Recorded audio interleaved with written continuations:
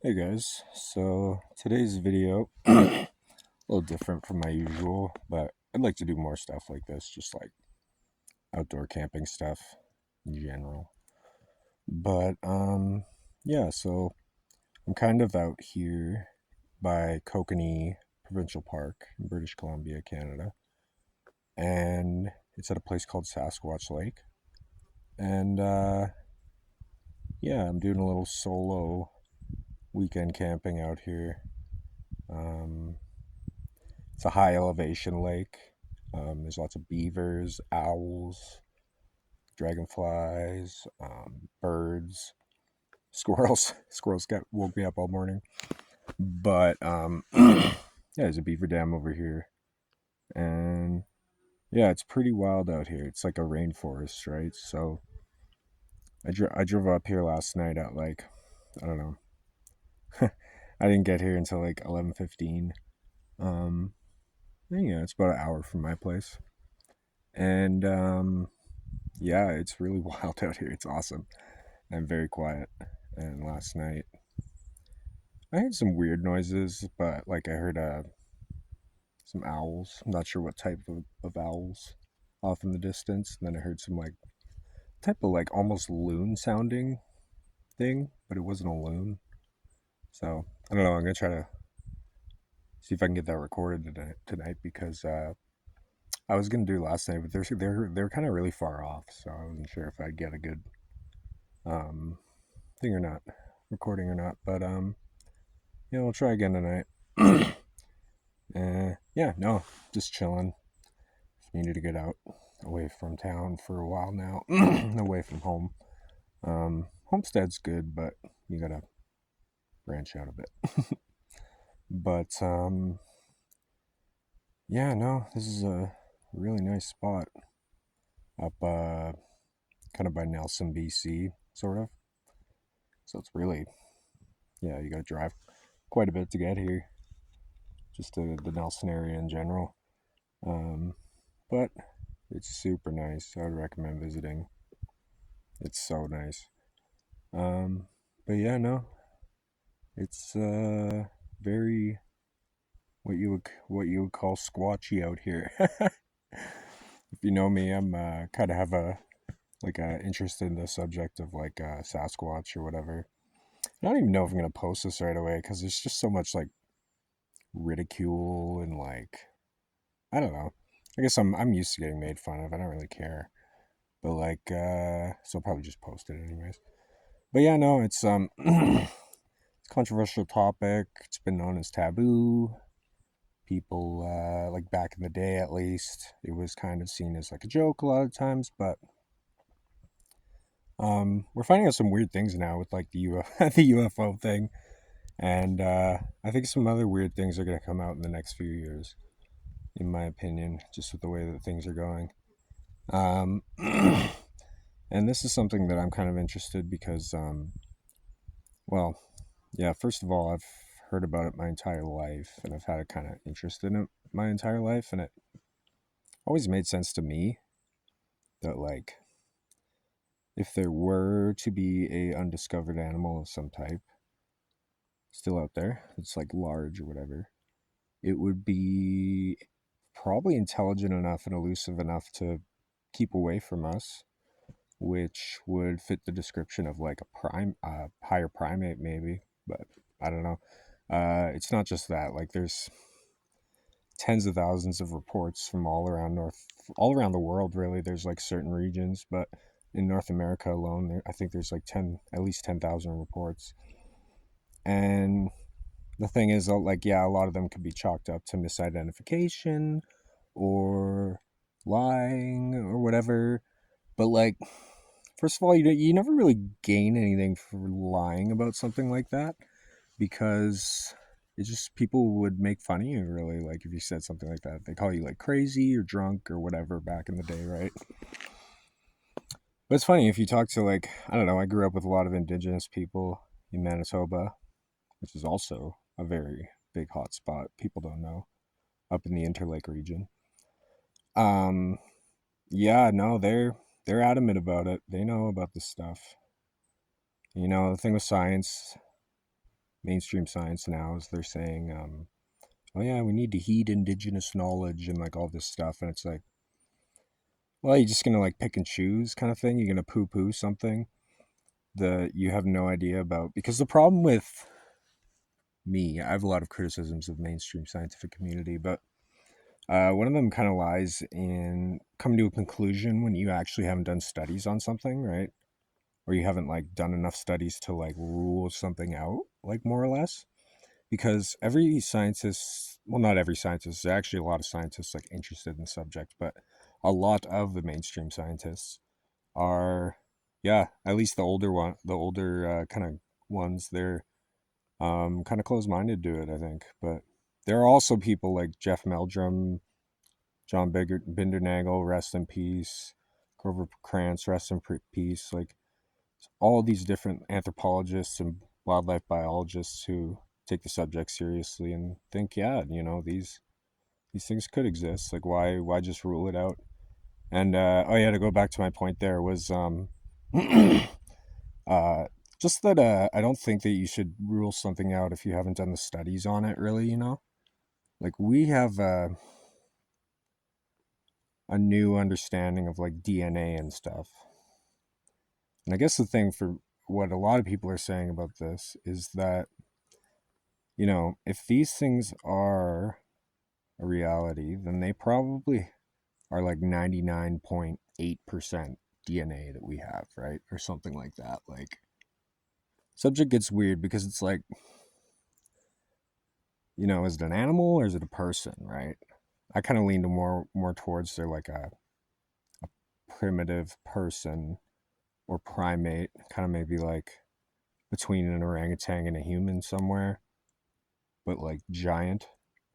And yeah, like I think that more studies need to be done on the subject. I think more people should look into it. There isn't a incentive for grants for that, so that's why it hasn't really been studied. I think the like forestry companies, at least to my knowledge, I think they do give a lot of grants and stuff, and I don't think they'd want to give grants to like discovering new animals or people, right?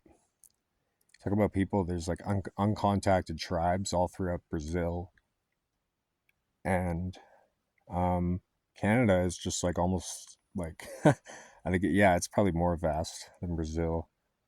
And there's areas like these that exist that are just like rainforesty and like yeah, I don't know if I said before, but on the drive up here, it was like gigantic trees. Like holy crap!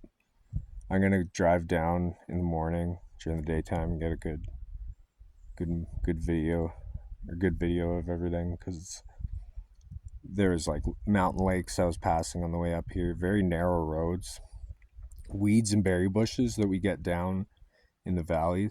But oh my god, they're so tall here. They were like massive. They were like 7 or 8, sometimes 10 feet. I was like, holy crap. But um oh, there's a beaver. Oh, actually, I don't know if that's a beaver, if that's just a lake. It's a very like still lake here. It's cool. I'm kind of like, there's so many dragonflies here that they're keeping the mosquitoes off of me, so that's cool. But yeah, so I guess get back into that subject there. Living in British Columbia versus living in Manitoba. Manitoba people are a little more like conservative with their opinions, and they don't want people to think negative about them a lot, which I get, but I never really liked that. I was just kind of like, just be yourself, right? But like, yeah, no. So I couldn't talk to a lot of people about that subject, but I've been interested in it since I was a kid, and I talked to a few people who relayed me stories. I'll probably go into the story in a bit that I heard when I was like 12. I think I was when I used to go to summer camp. I heard of a couple things there regarding the subject, but yeah, eventually, like I moved to BC 8 years ago, and I lived in the Lower Mainland, and I did a lot of camping around Harrison Hot Springs, which is like the Sasquatch spot in the world, probably. I think the most sightings for, amount of people that live around there, I would say. I think I'm yeah, yeah. BC is like, I don't know. There's so many sightings here for the amount of people that live here. Like very small amount of people considering, like compared to like California or Washington or whatever, but there's probably like just as many sightings as those places. Canadians don't really feel like they need to talk about it as much, whereas like I think Americans can be a little more brash, and they're like, "Yeah, I saw this" or whatever. And a lot of Canadians do talk about it, but yeah, I've heard a lot personally. I've talked to two people out here who I trust who've told me they've seen the Sasquatch people, whatever they are, apes, primates. But um, so yeah, maybe I'll go into those at some point later in the video, all the stories and stuff that I kind of heard of. And yeah, no, where was I going with this? Oh yeah, no, I used to go camping out in Harrison all the time. And there's some weird things that happened out there. Nothing too crazy. Some things at the time that kind of creeped me out, but later I was like, it's like. But I did see a few really interesting things out there. Sorry, it's windy now. I'm like sketched out here. I'm like, but there's like bears and stuff out here, and I was just cooking breakfast too. So I put everything away. I'm just, watch your back out here. There's like bears and mountain lions and stuff. A lot more mountain lions lately in around Nelson, or at least they're just more active. But yeah, I guess I was going with that is that it's not just necessarily belief for me, because like I know this is gonna sound funny to some people, but I don't really like believe in anything. I just think that there's evidence for certain things that require more exploration, right? That's kind of my perspective, and I think that's a scientific perspective. But um, I guess the thing is when you look at the subject and you look at it and you're like, okay, well, there's actually, you know, hundreds of like reliable witnesses who've come forward. There's police officers, military, a lot of hunters, a lot of people, a lot of like bear hunters. Like people always say, "Oh yeah, it was just a bear." That's the big thing to say, but it's like a lot of bear hunters have seen these things and they say, "No, I know what a bear looks like," and I trust experienced outdoorsmen. And it would seem to me that the majority of the people who see these things are people who've lived in the wilderness their entire lives. And it's, more often than not, just a once in a lifetime thing for maybe like once in 100 lifetimes or 500 lifetimes. So it's a very rare thing. And the idea is, are they rare because of um, actually like them being rare, or are they just that elusive, right? Because there's been a lot of evidence and like some really great scientific work done on the subject that just gets no attention whatsoever. Like really good scientific papers. Um, there's like yeah, there's something I'd have to go into later that where they put a radio tag on something or got a radio tag, got something the radio tag itself, and the results were pretty crazy. I could maybe talk about that later in this video, but um, yeah, no, that's just like a bit of evidence because that's the thing, right? Is it's like you need to collect data, and every little bit of evidence is data for something, and regardless of whether the creature exists or not, it is a phenomenon that has been recorded here for hundreds, if not thousands, of years. And I say thousands because the indigenous people will tell you thousands, right? And I believe that 100%. Um, in the fossil record, we find gigantic. Well, not yeah, we find a few gigantic like apes, like Gigantopithecus blacki, I think it's called. But it's its bones and teeth and jaw bones were found in Asia, and it was like a 8 foot tall orangutan, basically. And it would go around eating bamboo, sit around all day just eating that. I don't know. They existed like 100,000 years ago. So yeah, who's to say like something like that didn't cross over the Bering Strait with all the mammoths and saber tooths and all that, all dire wolves and all that stuff, and go into North America and somehow, remain in these elusive spots to this day. And I guess another part of the big evidence would be like the physical evidence, right? Because like everyone's like believing UFOs and stuff, which I think, there's obviously something to with all the evidence that's being released and all this reliable witness encounters, which like stuff like that is called what's known as anecdotal evidence. It's not like concrete evidence, but it's like data, right? Like it's not like, so you can kind of take stuff from like the stories collectively and like use that as kind of like data to maybe come to an answer, or not an answer, but more info, right? That's just kind of how the scientific method works. You have to have your hypothesis in order to kind of see where you're going, right? And that's just, and you got to be able to admit when you're wrong, right? So I'm open to being wrong about the subject. I just don't think I am, because there's a lot of physical evidence, right? Like, and that comes in the footprints. And for me, a lot of like reputable scientists have looked at these footprints, like Dr. Jeff Meldrum, the professor at University of Idaho. He has kind of, he's a Sasquatch. He's one of the Sasquatch professors. Like there's quite a few guys like anthropologists who are into it, but his thing is um it's like a paleoanthropology, but for like physical foot anatomy of like things like Denisovans, Neanderthal, ancient humans. He studies foot anatomy of hominids, and yeah, so he's kind of gotten into the Sasquatch subject, and he has kind of put his professional eyes on it, and yeah, he's reached some interesting conclusions about the footprints. I myself have found some footprints before out in the middle of nowhere that were, you know, obviously it's nothing conclusive. It's just more data again, but physical evidence is hard evidence in a way, right? Especially like when you combine stuff. Basically, some of the podcasts I listen to talk about the evidence a lot is like the foot evidence might be the best evidence because you can get these footprints from around different parts around North America and the world, and they actually like match up, and they have like telltale signs that like wouldn't need to be there if they were hoaxed, first of all.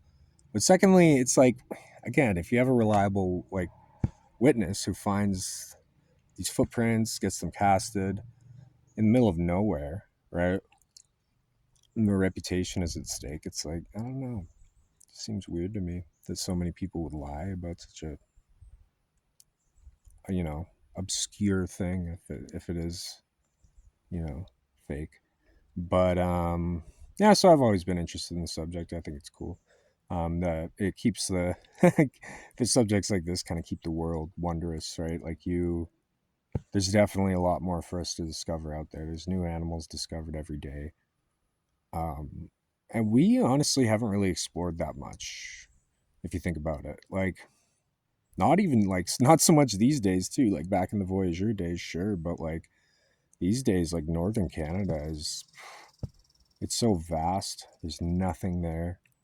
Um, in British Columbia, I've talked to people about the subject, and it's kind of almost like it's not like everyone almost just knows about it. They're like, oh yeah, yeah, they're out there, yeah, because my cousin saw one, or my friend said he saw one, or blah blah blah. I've actually heard that a few times, so that's kind of funny. And yeah, Chilliwack, Harrison Hot Springs is the spot. There's like Bella Coola, um, Vancouver Island, but Nelson, British Columbia, which is kind of where by where I live. Oh, bug. Sorry. Um, it's like a yeah, it's like a rainforest area, so it's a lot like Harrison and Chilliwack and Vancouver and all that stuff in a way. And yeah, yeah, the ecology out here is really nice. I really love it because I'm a big like I'm like aspiring naturalist or citizen scientist, I guess, but I have a long way to go from to do that. So yeah, no, it's interesting. It's an interesting subject. Uh, yeah, there's like even like cave paintings that are like kind of indicative of like something tall and like thick and weird looking and hairy, and you know, there's like these. I don't know if it's been decided. There's this new human discovered called Dragon Man, and it's like a tall, thick human of some type that's in the fossil record now that they've discovered. But I don't know. I think they've changed it to be maybe it could be Deniso. It could be like a Denisovan. Like Denisovans could have been bigger than we thought, and they're thinking now it could be Denisovan. But they call it Dragon Man because it's got this big, long, thick skull, which is kind of funny because that seems like the Bigfoot sightings almost with the cone head, which gets described often, um, like a gorilla has, right? Silverback. But yeah, no, it's so yeah, I've read books, watched videos, listen to podcasts, do all that. British Columbia is like the hot spot for it, for sure. It's so vast and like wild out here. There's so much food and resources for large animals to eat out here. Like the berries just grow nonstop. There's millions and millions of pounds of berries that rot on the vine every single year. There's fish everywhere. Like there's trout in here. I can just see them jumping and everything. And there's salmon runs are still going quite in quite a few places. Um, Even though they aren't as big as they used to be, there's freaking deer and elk everywhere, moose. There's rabbits, quails, turkeys. There's pretty much like, oh yeah, mushrooms everywhere. Yeah, it's pretty much like one of the wilder places in Canada. I mean, I don't know. There's lots. There's a lot. Most of Canada is wild. That's the thing. I just like the mountain life here. It's just so awe-inspiring to me, and I like the fresh air and the fresh water. And yeah, I moved here. Yeah, 8 years ago. Moved to BC 8 years ago. I moved to Nelson area about yeah, a year and a half ago. And yeah, I've been doing the homestead life. If you're on my channel, you've seen my homestead farm videos. And yeah, no, now I'm trying to do more like outdoor stuff. Started like going along with people hunting in the fall of last year, and we almost got a big buck, and we saw some cool stuff up there. Lots of wildlife, and got some grouse and rabbit, and yeah, I'm into mushroom foraging too, and like all this stuff. So it's good just to get out into the wilderness too. Like anything to get out in the wilderness, right? Like I'm not, I'm not expecting to see anything out here. Um, it's just so nice in these types of areas. But yeah, I guess kind of the Sasquatch hotspots or whatever hotspots around Nelsonish area, as from what I hear from some people like the locals and stuff, is Lemon Creek, which is kind of up by Slocan or down by Slocan because I'm above Slocan now. But and then this area, the Kokanee Park. That's why Kokanee Beer uses Sasquatch logo because it's kind of like part of the lore around here. um, yeah, so that's an area I need to explore too soon. Is Kokanee Park. There's like crazy old growth in there, preserved old growth, and there's salmon that run in there, and yeah, it's a wild place, that's for sure. Um, but yeah, so I thought I'd kind of do. I guess we're already 25 minutes in the video or more, so it's gonna be a long video. It's kind of like a um, yeah, little outdoor thing, survival thing. Not so much survival, I guess. I camp in luxury, so it's all good. But yeah, I definitely needed to get away. I've been working, and a lot of the work lately is like on my own time, just like repairs and truck breaking down and, stuff like that. So it sucks because, yeah, I wasn't able to work as much like jobs this summer as much as just like maintenance and stuff. But yeah, it's all right though. You gotta, starting a business can be like that. So where the first couple of years are definitely pretty rough, but hasn't been that bad. But yeah, no. Uh, I am going to. I think. Sorry, I'm just trying to think of if there's anything else I should mention regarding the subject. Like, I guess with DNA, people, yeah, like DNA would sell it, right? Or DNA would settle it. But again, if they're 99.8% human DNA or whatever, and this is what I heard in a podcast, so I'll try and break it down. There's basically different types of DNA tests, and the standard DNA test that's used is like GenBank, and it weighs the DNA against every known animal the DNA they have in the world, and it'll tell you if it matches that or not. Basically, I think that's the gist of how it works. If I'm wrong about that, let me know in the comments. But then there's something called atomic DNA, which is like where you break. It's like you do a more detailed breakdown of fucking hornet. Ugh, Jesus, sorry. The atomic DNA is like just a more thorough breakdown of the DNA to a point where you could like see every little individual thing of it. Uh, that probably doesn't make sense, but it's basically a lot more thorough. And there's people are saying, there's like people who I trust are saying that something like that would be probably better. But the problem with it is it costs so much money. So there's studies right now. I'm gonna have to look into this more because if I should make another video where I go into the actual evidence and science that's going on regarding the subject, because that's what I find interesting, what I think will get somewhere, because there's just endless stories, endless witness encounters, and it never ends. Like, it's always happening, and people think, oh yeah, well, why don't more people see them? I'm like, people do see them a lot. They just don't want to talk about it, because they get ridiculed. And also, like, this is legit. Like, people would, if you said that back in the day, people would call you crazy. You could even be thrown in the psych ward for saying something like that. You lose your job. Like, people would fire you if you say something like that. If you're in a public position, or, like, police have been told to like not talk about it and stuff, and military people are just told to shut up about it because I don't know. I just don't. I don't know if there's.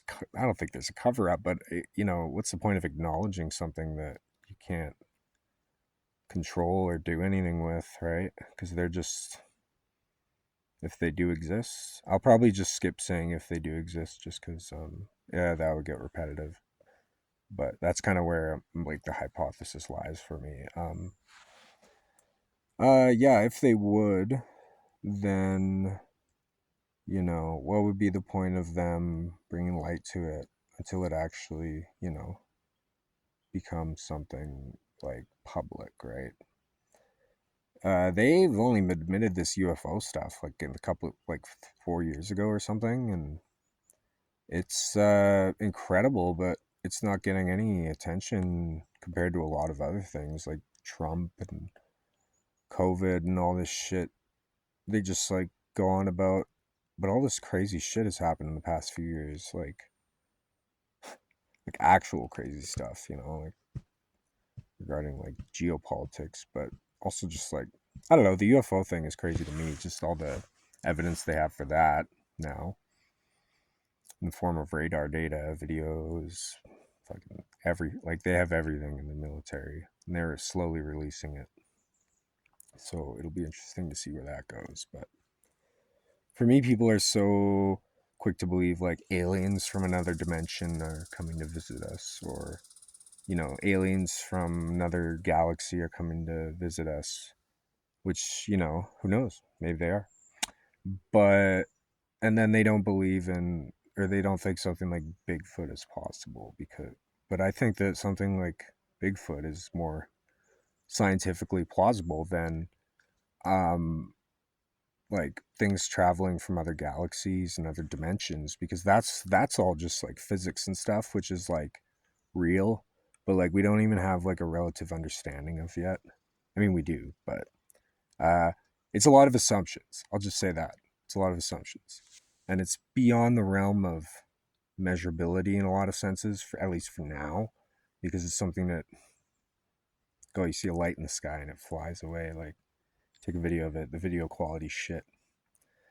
But I don't know. For me, unknown animals make a ton of sense, especially if you've been out in the wilderness and you see how vast it is. People in the city are less inclined to believe it, but people in the city, I don't know. I don't think people who haven't been out to the country a lot in their life, like I have, like I don't think that they realize how big it is out here, particularly in a place like British Columbia when you're driving on these high mountains roads and you like look out how vast it is and there's just nothing. There's nothing for as far as you can see. And it's like that everywhere. It's like the size of, I think it's bigger than Spain or something here. So it's huge, huge.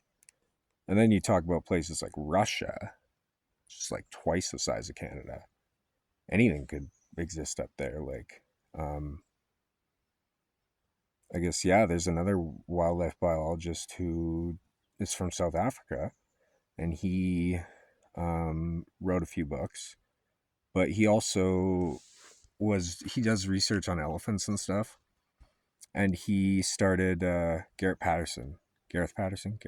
Sorry, but he sorry, just getting comfy here.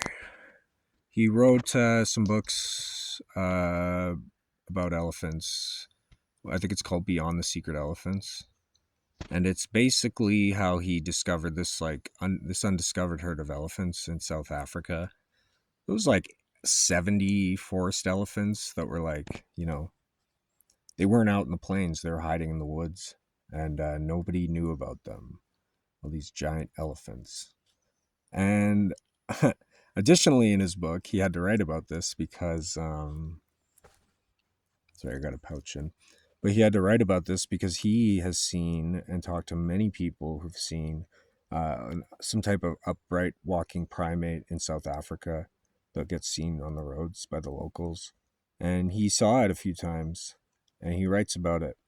So this isn't a strictly North America thing. There's certain areas in the world where this gets reported, right? There's North America, there's Russia. It's called the Almas. There's in China, it's called the Yeren. There's the Yeti, obviously, in Nepal. In India, it's called the Mande Baroon. In Australia, it's called the Yowie. And yeah, there's legends of giants and hairy giants from all cultures around the world, like even in Europe. And um, you talk about the Woodwoes and European culture, like medieval culture. They were like hairy men who lived in the woods. And the more you look into like history and stuff, it's like, wow, these things were like everywhere. There's an actual history too about it. It's not something that's just come up with the internet age. It's always been with us. Um, I have a book here that I'm going to read. Sasquatch in British Columbia. And yeah, a lot of these go back to like the 1800s, I think, when we first really started to colonize British Columbia, because it was sort of one of the last frontiers in Canada. Eastern Canada was more established, but it was still the Wild West out here. Like people back then, it was the Wild West. It's pretty cool. Like people, well, not cool, but BC has an interesting history. I'll say that. Um, and the Salish people here on the coast, they've lived here for what they say 10,000s of years. The Chehalis, I think it's pronounced Chehalis people in Harrison Hot Springs, they say that they've existed with it for 20,000 years. And they are That's where the name Sasquatch was coined, um, from the Aboriginal name Saskets, it's called. But the term Sasquatch was like the anglicized version of it, because you know how he like call colonial Europeans back in those days would like take a native word and like butcher it and kind of make their own word out of it. So Sasquatch is what came from it, but it really should be called Saskets, or I think where I'm from, Manitoba, the Ojibwe Cree, and hopefully I got this right, but I think they call it Sabe, which is kind of a cool name. Um, and yeah, oh yeah, I should go into that. So like, uh, like most cultures, Aboriginal indigenous cultures in North America have stories of this, which I find interesting. They all interpret it in different ways. So like, there's spiritual ways, like obviously spiritual interpretations. They think that there's other people who think it's like a demon or something. But the interesting thing is in Manitoba, where I'm from, where the Ojibwe Cree are, it's kind of more of just like seen as an animal or like a denizen of the forest, because they have like, I forget, they have like, I don't want to say spirit animals, but they have like certain animals that say certain things about their culture, basically. Oh, I don't know how to describe it, um, but yeah, it's all animals basically. So there's like one that's a deer, there's one that's a duck, there's one that's a bear, there's one that's a wolf, there's one that's a Sasquatch as well. But it's interesting that the Sasquatch is with all these. It's just with animals. There's no other like mythical things on there. And I guess if we talk about, let's just talk about mythical things, because one thing that kind of is a very interesting thing about this subject is that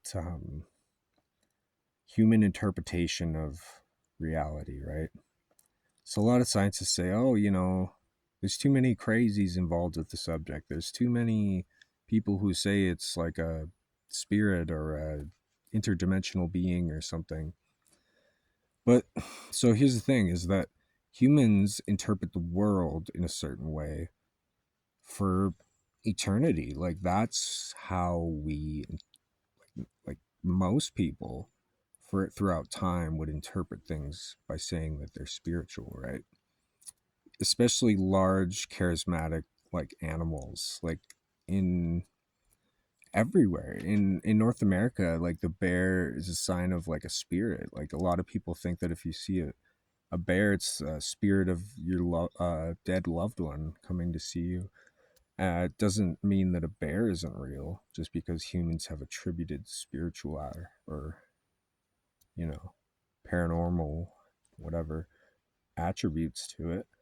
And the same thing happens in Asia and everywhere else, South America. These animals are all seen as like spirits and legendary creatures. Like orangutan is called man of the woods. They believe that, I think they believe he's a guardian of some type, but I could be wrong about that. But the one thing that strikes me is just tigers. Tigers in general, they are seen as extremely spiritual by the local indigenous people who've always lived there, or just the types of people who live in areas with tigers.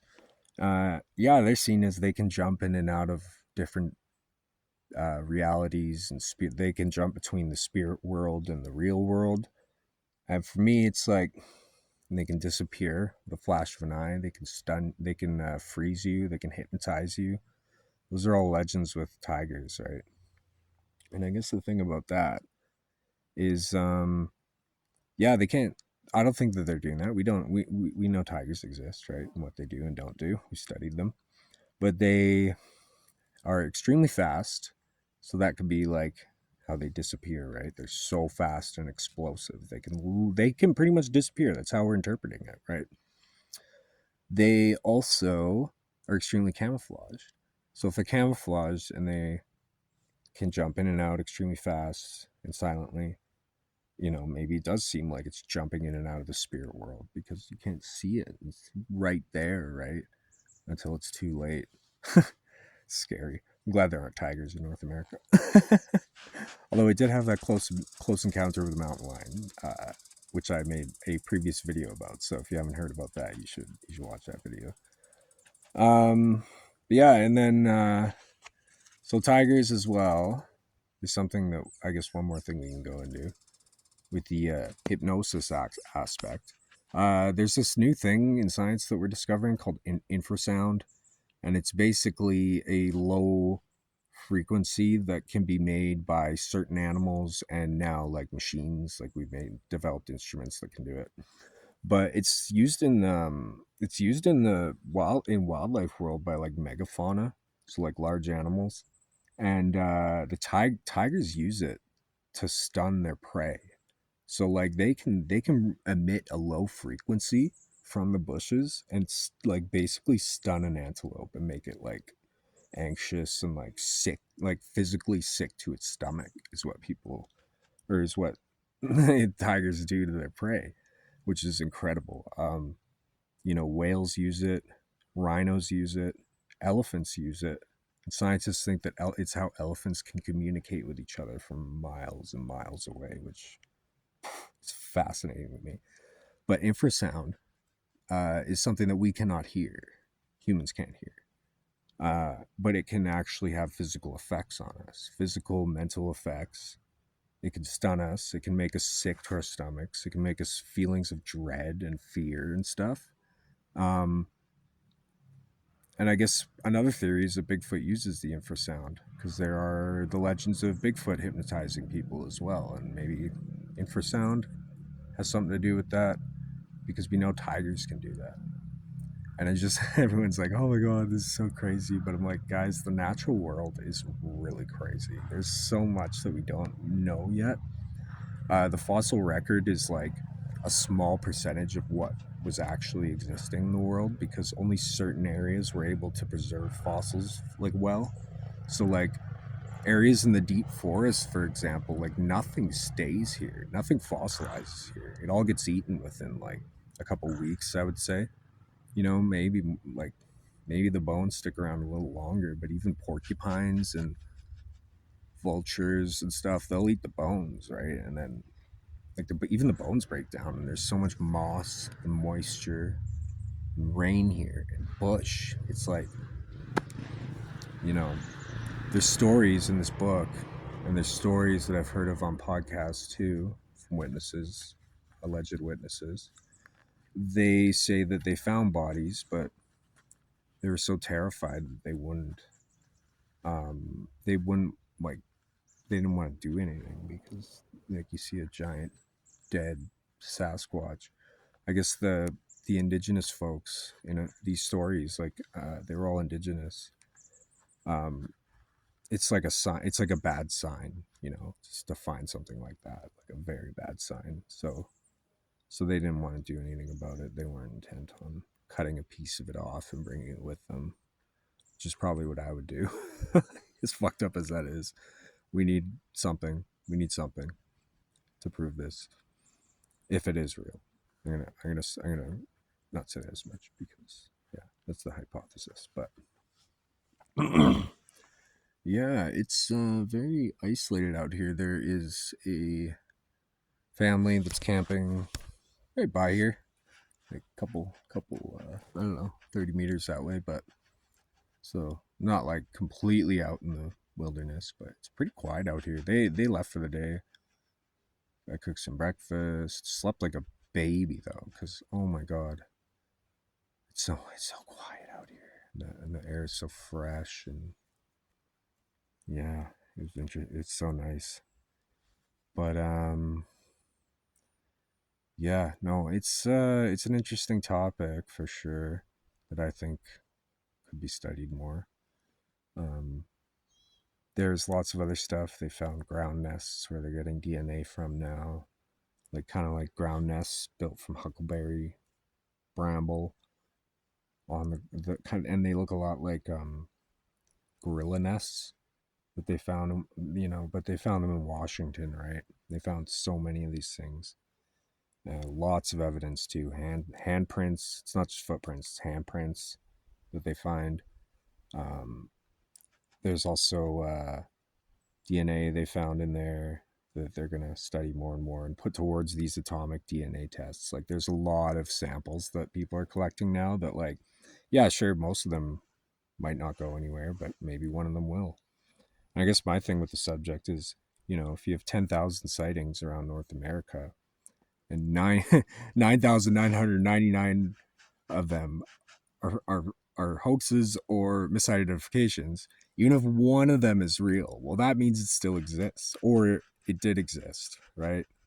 And yeah, maybe it doesn't exist anymore. I don't think that's the case because it's still happening, like the witness reports, and people are still pulling footprints out everywhere. I found a footprint last year when we were elk hunting, and it wasn't super clear, but it was something that I couldn't explain. And yeah, I'll go into my kind of stuff later that that I've experienced and that I also have heard firsthand encounters of, and or secondhand encounters or whatever. People who have told me their encounters.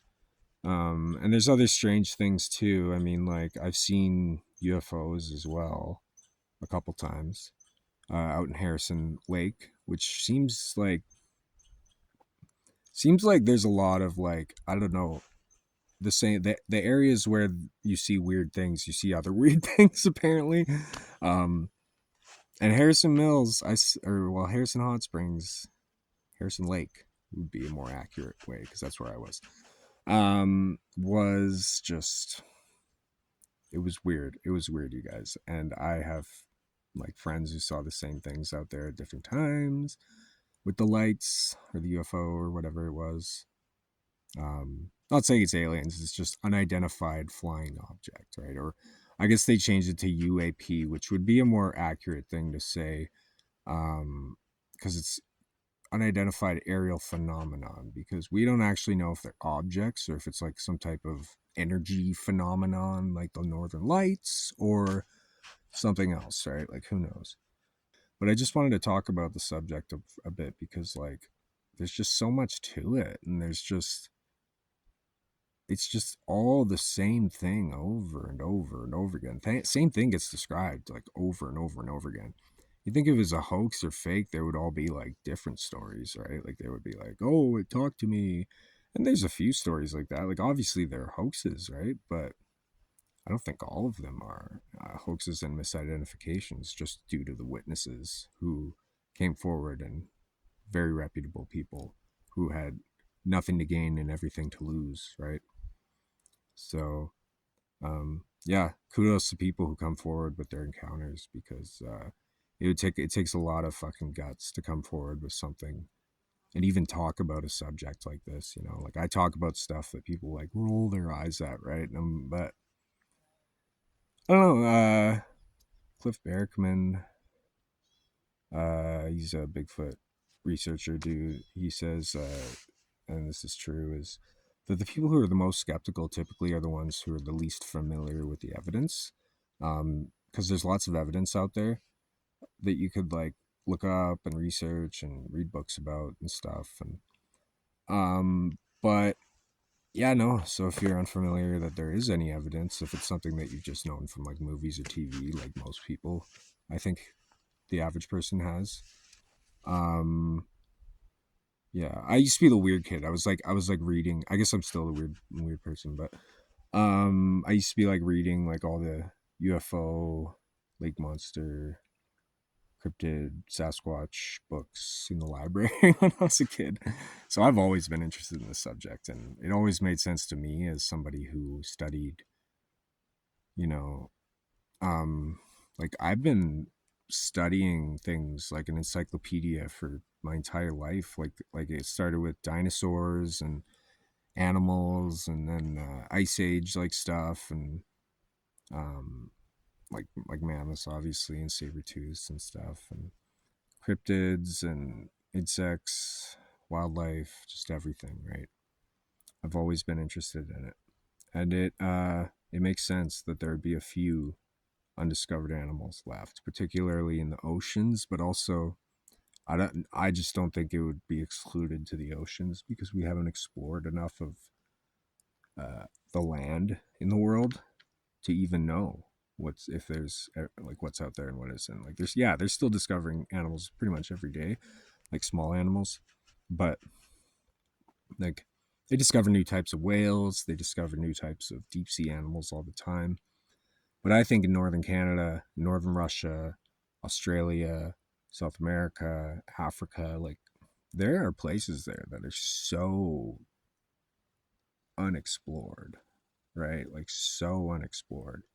There's so many places there that you can't even get to without like a helicopter, right? So like we haven't looked everywhere. So how do we know? How do we know that that we know everything, right? And there's lots of interesting cryptids from around Canada that I'll make another video about, particularly in British Columbia and Manitoba, believe it or not.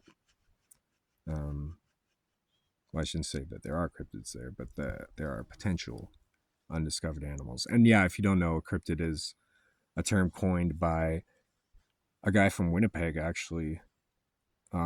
It's not like a scientific term, but it's just a term to describe like either something that could be like a potential undiscovered animal, or something that could be like, just kind of a mythology legendary thing that people say they've seen. So it's not an actual realm of science. It's just a way to describe like I guess I could just say unknown animal, potential unknown animal, but sometimes it's easier just to say cryptid. But um yeah, tons of reputable scientists though come forward and talk about this stuff, and I think it's pretty cool. Dr. Robert Alley, I think he's the University of Edmonton, University of Alberta. Can't remember, but he's actually from Manitoba as well. He was a professor of anthropology at the U of M, U of Alberta.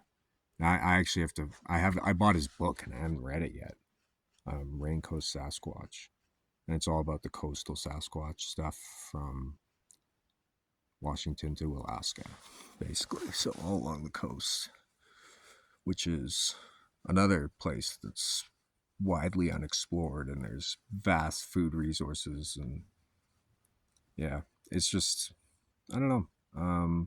But I think that's good for now on the rambling about that subject. But yeah, I did just want to talk about the evidence and my perspectives, and or some perspectives, my perspective.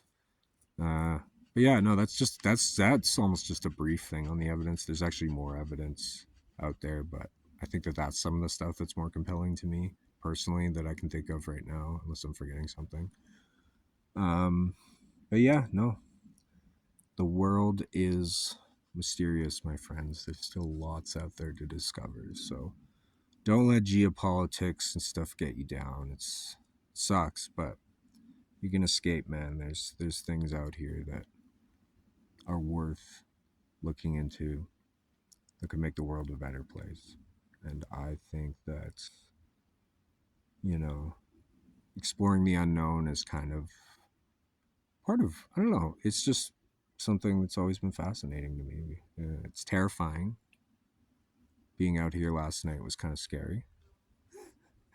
But yeah, exploring the unknown is what we do as humans. So I don't know. I guess we'll leave it at that.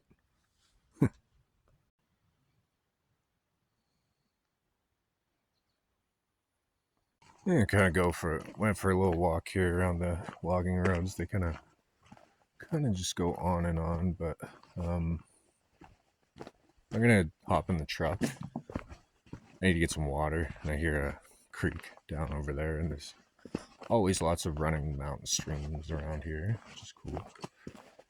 So yeah, I'm gonna go for a drive and look for some water and try and find some cool stuff out here.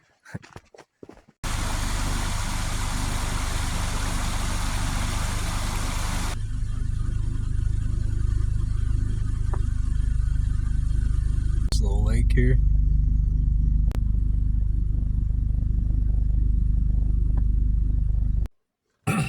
To going up narrow logging roads, I found a spot where I can park and turn around. Like 6 foot logging roads, 6 foot wide. But yeah, I'm gonna hop on foot, look for more berries, and look for tracks.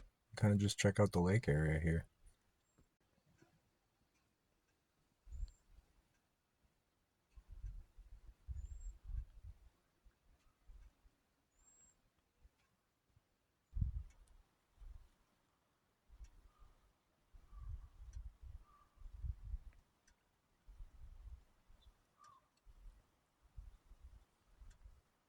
So, important bear mace, knife, and these to harvest berries with.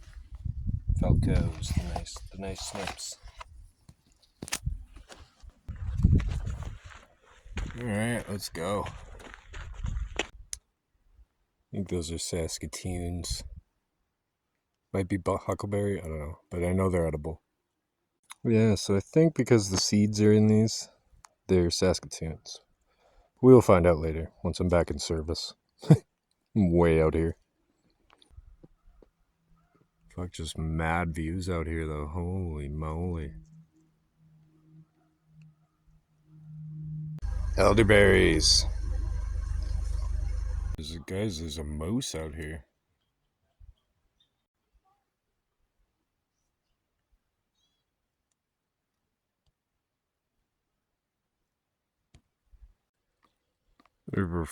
Sorry for the poor quality. It's 10 times zoom, but yeah, I've been watching this female moose through the binoculars, chilling in the lake, grazing, making grunts. It's the first time I've seen a moose in BC. Yeah, so just observed female moose for like 10 minutes through the binoculars. Kind of see it in that video, not really, but yeah, it was crazy. I haven't seen a moose since I moved here. I've seen a bunch of Manitoba, but not in BC yet, so that was pretty special. Yeah, I met the neighbors and they fed me elk, so good camping trip.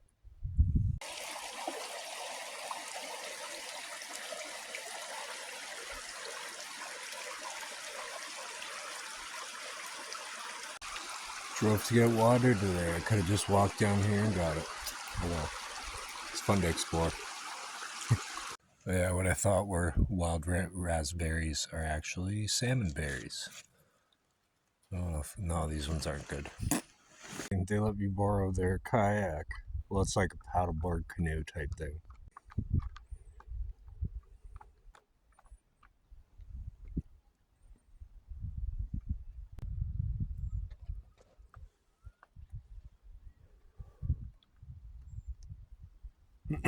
It's kind of where the moose was hanging out.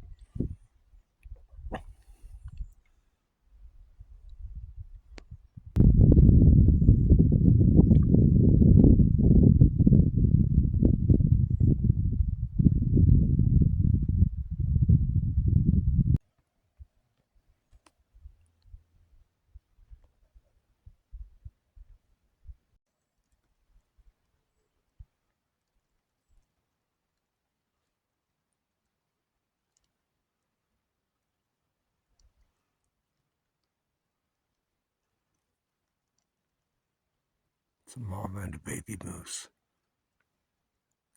Trying to get closer, but she heard me. So I'm scooching down.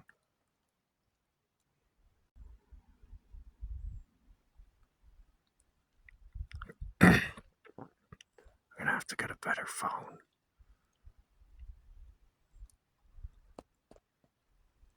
I can't really get closer without spooking them. She's already like staring at me and they've stopped grazing. Every time I move, there's like branches under the grass here that I'm walking on that are breaking because it's all boggy. So I'll try and get a video of her. Oh shit, maybe I'll use the fucking kayak. Here we go.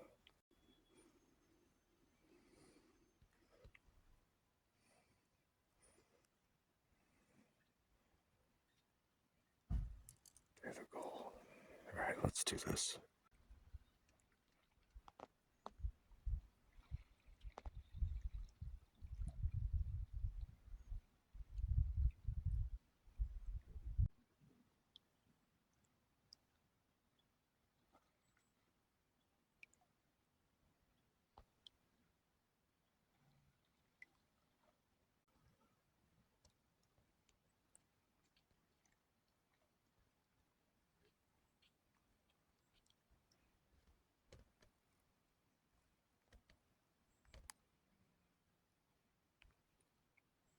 slowly creeping towards her. She has no idea I'm here.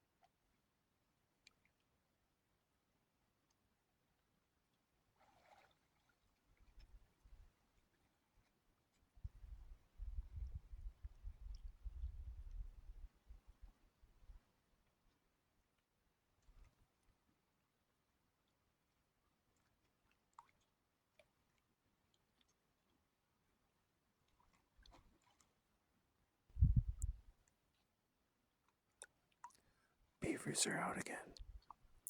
Apparently they don't like people fucking around too close to their dams, so I can't get too close to that either.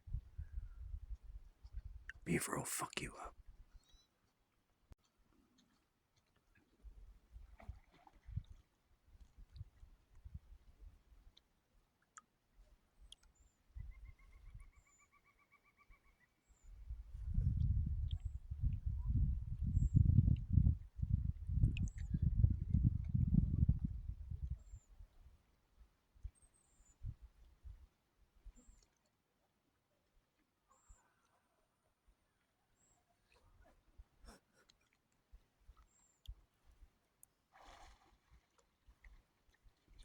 Sorry guys. Hard to keep this thing stable.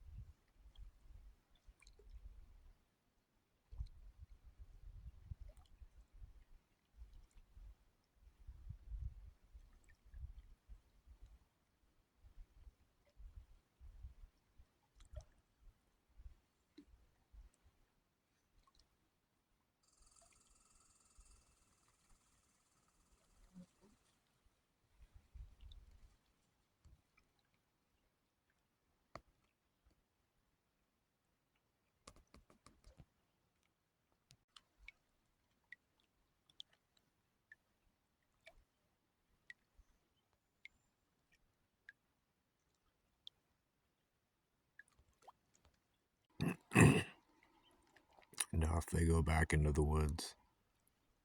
That was an incredible experience. Like,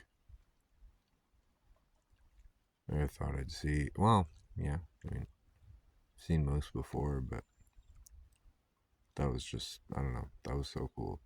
I don't think I've ever seen a moose calf in the wild, ever. Yeah, well, it was a very special moment that I'm glad I could share with you guys, because, yeah, I was able to get up pretty close there, so, not too close, though. I gotta get back and cook some burgers. I'm starving. So nice out here. Ugh. Just want to live here.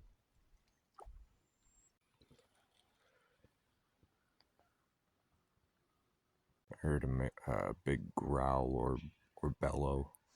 I assume from the moose. It's like a minute ago across the lake there, where he ran off to, or she. There's zucchini from the garden and some birds going.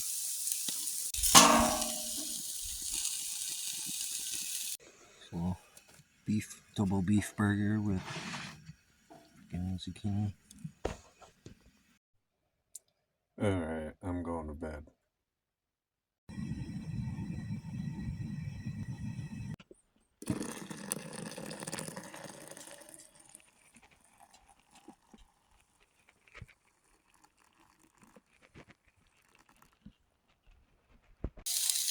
Eggs, zucchini, and hash browns.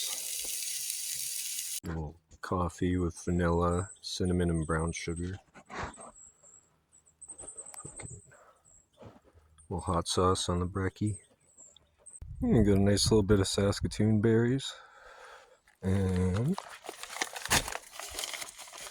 also elderberries. Can't really see them, they're super black. Oh. Yeah, there you go. Look at the elderberry syrup for coughs and colds. Man, I'm gonna miss this place.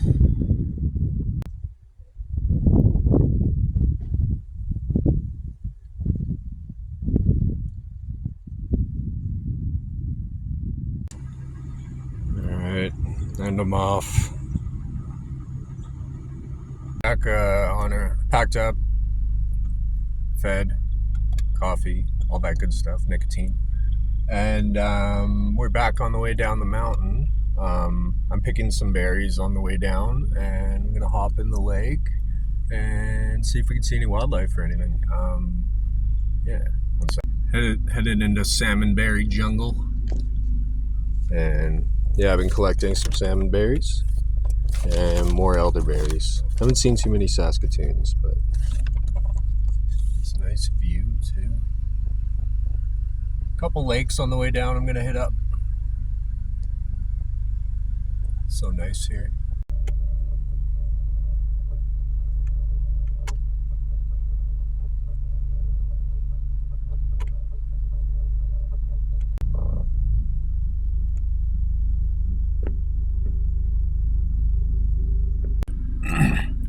Forget what these purple flowers are called. Really nice though. If anyone knows, let me know in the comments.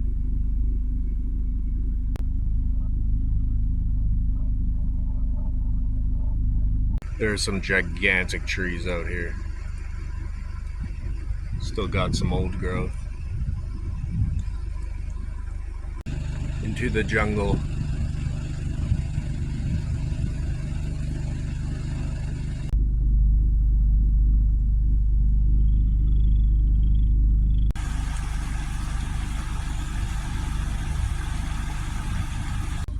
They found some firewood.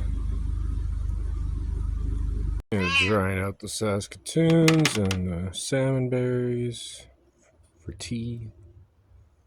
Yeah, these guys are happy to have me back. Hey.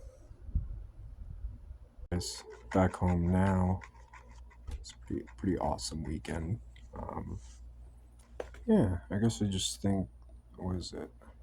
Yeah, no, I didn't really find any more salmon berries or elderberries. They were kind of more high up. I don't think they've started at all down like lower where I am now. So yeah, I'll be doing more of that. That's pretty cool. And apparently it's huckleberry season too, so I'm gonna go out looking for those this week, I think, as well as firewood. But yeah. No.